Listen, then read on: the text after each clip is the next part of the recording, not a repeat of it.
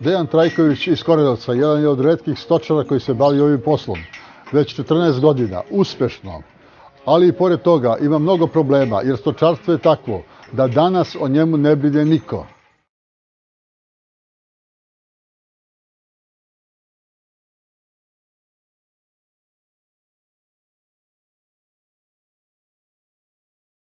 Počeli smo 96. godine, a ja sam ovde u Korenovcu od 2000. godine, znači jedno 14 godina se bavim ovim poslom. Otprilike smo krenuli maltene od nule, imali smo ovde 50-ak junica kad smo krenuli, tako smo kupio i tako sam i krenuo.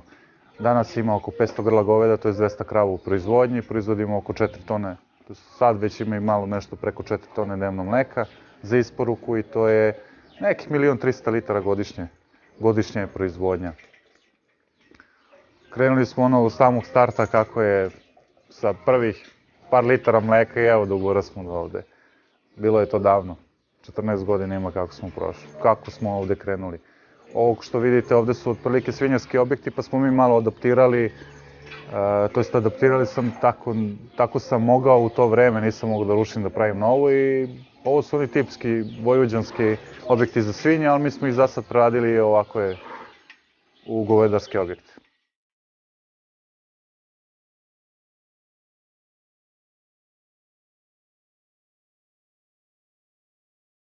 Prošao sam svašta. Za ovih 14 godina možda neko nije prošao za ceo život. Posao je Sizifov. Ovo je 365 dana radnih, ovde radni dan počinje od 6 ujutru i završava se negde oko 10 uveče. To vam je obaveza za kravi i to je svaki dan tako, 365 dana u godini. I ovo je ubedljivo najteža proizvodnja u poljoprivredi. Svako ko zna i ko se razume u poljoprivredu zna da je ovo najteži posao. Ja mislim da nema težeg posla od proizvodnje mleka. Proces koji je veoma dug, veoma spor i koji traje. Jednostavno do prve litre mleka vama treba 2 godine da sačekate prvu litru mleka. Znači to je posao koji se radi na duge staze. I zato je i težak je sam po sebi. Dosta i fizičkog rada, dosta ima obaveza oko krava. I ovo mi je kao jedno selo, 500 krava, 500 duša i svaki dan nešto imate. Neke probleme, neka rešavanje i tako dalje.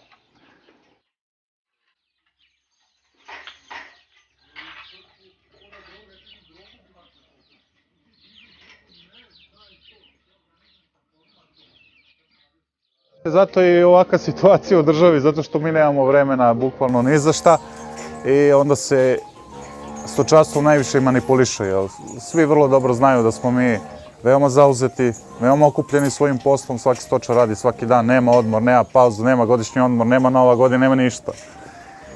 A to se nažalost u ovoj državi uopšte ne ceni. I to je najveći problem, bukvalno situacije koja je sada u našoj zemlji. Ja mogu da, eto, možda se i vratim i na tu situaciju, kakva je situacija danas u stočarstvu, jer svesni ste i vi da se već, eto, 10 godina i više uništava stočarstvo u Srbiji. Mislim, ne moram ja to da kažem, to postoje relevantni podaci za to. Svako ko pročita podatke bit će mu jasno ako je iole pismen. Znamo vrlo dobro da smo imali blizu milion krava, sad nemamo, a nemamo ni 400.000. Mislim da imamo oko 300 i nešto hiljada krava. Znači, radilo se, skoro izbacivani su podaci da se godišnje klalo po 90, 50, 70, kako koje godine, 1000 krava. 70, 50, zavisi kako koje godine. I došli smo u situaciju da bukvalno u državi nema mleka. To što je kupovna moć pala, što je uništena kupovna moć, što ljudi nemaju novac, pa se onda ni ne primeti toliko. Inače da je drugo vreme i da je malo bolji standard, verujte mi da mleka ne bi bilo u tragovima. Bila bi kao one godine kad su ljudi čekali za mleko po sat vremena u redovima. Šta će biti sad, vidjet ću. To me možda pričamo.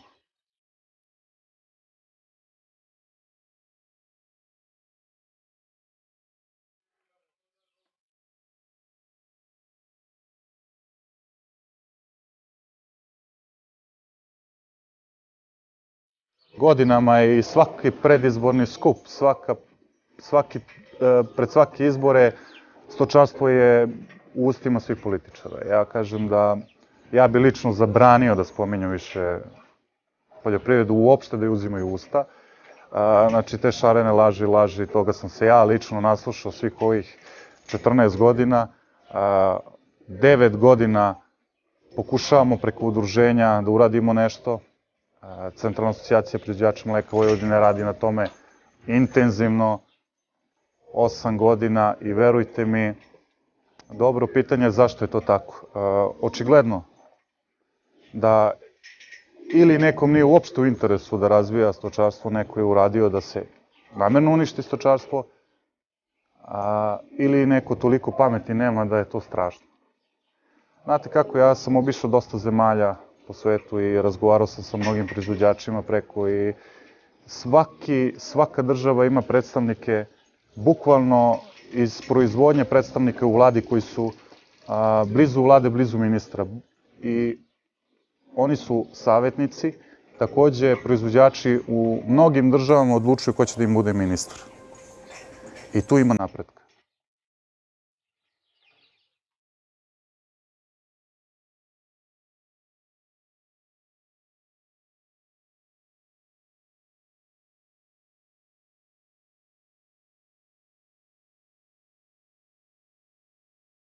Kod nas, apsolutno, verujte mi, za ovih 8-9 godina, koliko mi pokušavamo nešto da uradimo, sluha nema uopšte. Ja prosto ne mogu da verujem, mi smo toliko njima dali predloga, argumenata, tačaka koje mora pod hitnom postupku da se rešavaju, da ne bi propalo, upozoravali na propadanje stočarstva. Imate i na našem sajtu, u stvari asocijacije sajtu, ima i na YouTube-u sve akcije koje smo mi tada preduzimali, upozoravali i tako dalje. Verujte mi da apsolutno niko tu nema sluha nikakvog, niti znanja, mogu i to slobodno da kažem. Znanja apsolutno nemaju. Tu su jaki trgovački lobi, razni lobisti rade. Kod nas političara kupite za tepsiju bureka i završili ste sav posao i sad vam izlazi u svim medijima ko je s kim šurovo, kako se radi i tako je funkcionisalo sve. Znači neko plati nekog političara, mi stvarno, mi smo angažovani sad, eto, u proteklih godinu dana, pozivani nas na sve skupove i priča se o razvoju stočarstva i u suštini o spasavanju stočarstva i verujte mi da toliko malo stvari čujem na tim sastancima, faktički je trla baba lan da je prođe dan.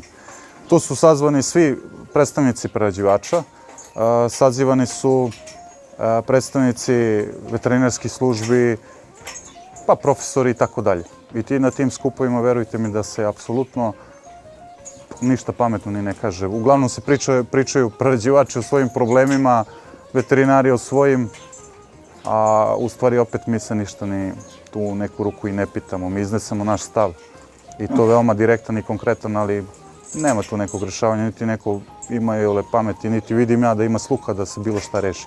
Ako inače država hoće to da reši, morat će neko od nas da bude u ministarstvu, morat ćemo mi odlučivati o ministru i morat ćemo mi, uticati na to kako će se voditi dalje. U stvari mora neko nas da sluša. Ako nas ne bude niko slušao, pa evo doći ćemo do ove, u stvari došli smo do te situacije da će se i ovo malo stoke poklati. To neka budu sigurni. A to što oni više pričaju o proizvodnji mleka, o kravama, o stočarstvu, od poljoprivrede, to je, ja mislim, svako više oguglao niti.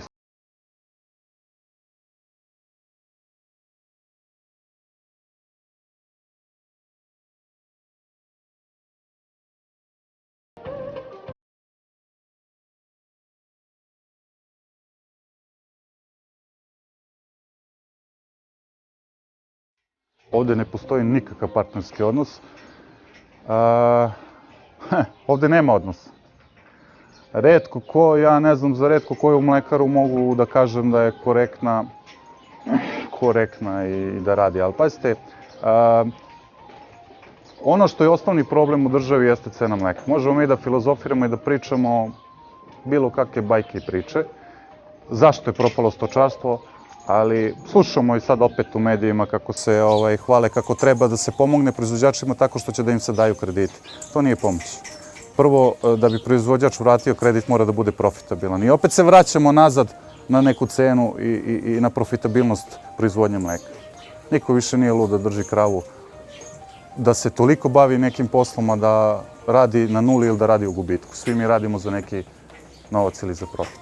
A pogotovo u ovom teškom poslu. I niko više nije lud da to radi. Verujte mi, i ja sam se već par puta, da ja nemam ovako stoke, da imam manje, verujte mi da bi ja završio svojim.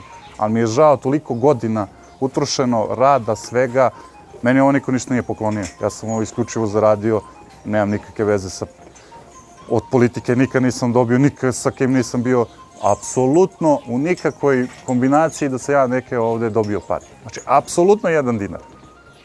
Sve ovo je stečeno radom i samo radom. I znam kakav je put trnovit do ovoga i zato mi je možda u neku ruku žao, ali doći će verovatno možda dan da ja ovo sve batalim. Mislim, promenit ću način rada, otiću ili u suvo rotarenje ili u krajnjem slučaju drugi posao da radim, ali očigledno koliko ja vidim u ovoj državi ništa pošteno ne treba raditi, niti valja da se radi, jer sve što sam radio pošteno i trudio se, uglavnom mi su bilo u glavu. Svi vam se okače na vrat, od inspekcija, raznoraznih poljoprivrednih, finansijskih i tako dalje. To je jedan od sad stvari koje mi imamo problemi sa finansijskom kontrolom. Meni je već finansijska kontrola od juna meseca ovde, a možda mislite. I to niko, evo, mi smo pokušavali preko svih mogućih struktura, niko ne reaguje, uopšte ih ne interesuje. Ljudi kažnjeni sa basnoslovnim ciframa, po Kikindi, po drugim mestima, opštinama. Uzete su im kazne po 500 miliona dinara, jer su preko noći uveli da smo mi preduzetnici. I to su, tako se, u principu, to je jedan od segmenta kako se uništava stočarstvo. I niko ne reaguje.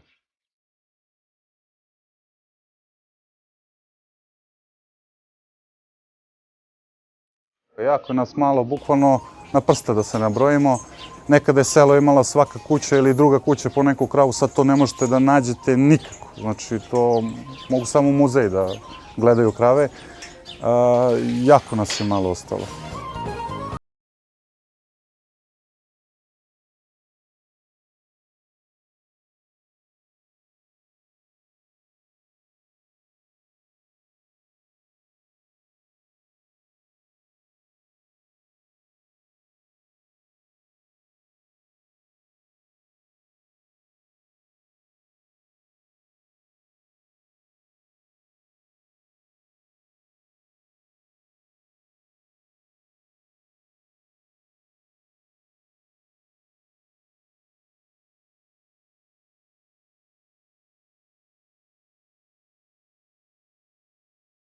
Radi svakoga dana, radi maksimalno.